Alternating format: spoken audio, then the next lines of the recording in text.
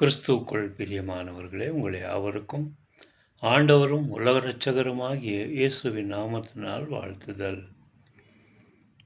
நம்முடைய பரிசுத்த வேதம் சொல்லுகிறது, குமாரனாகிய தேவன், பிதாவாகிய தேவன், பரிசுத்த ஆவியானவராகிய தேவன் என்று சொல்லி 3 பேர்களை குறிப்பிடுகிறது.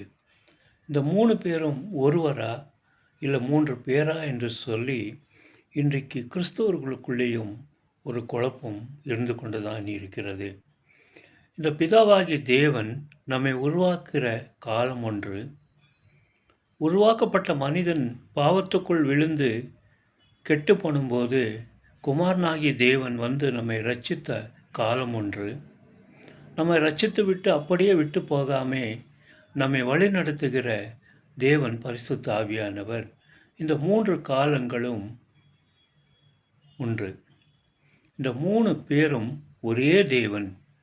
அதுக்கு ஏசாயா தீர்க்கதரிசி புஸ்தகத்தில் நாம் வாசிக்கிறோம், நமக்கொரு பாலகன் பிறந்தா, நமக்கொரு குமாரன் கொடுக்கப்பட்டா, அவர் அதிசயமானவர், ஆலோசனை கர்த்தர், நித்திய பிதா, சமாதான பிரபு என்று சொல்லி நாம் வேதத்தில் வாசிக்கிறோம். ஆலோசனை கர்த்தர் என்று சொன்னால் பரிசுத்த ஆவியானவர், நித்திய பிதா என்று சொன்னால் பரலோகத்தின் தேவன், சமாதான பிரபு என்று சொன்னால் இயேசு கிறிஸ்துவானவர். இந்த 3 பேரும் இந்த இடத்துல நாம் குறிப்பிட்டு பார்க்கும்போது 3 பேரும் ஒருவர்தான், காலங்கள் வேறுபட்டது என்று சொல்லி ஏசாயா தீர்க்கதரிசியில் நாம் பார்க்கிறோம். சமாதான பிரபு என்று சொன்னால் இயேசுவை குறிக்கும், நித்திய பிதா என்று சொன்னால் பரலோகத்தின் தேவனை குறிக்கும், ஆலோசனை கர்த்தர் என்று சொன்னால் பரிசுத்த ஆவியானவரை குறிக்கும்.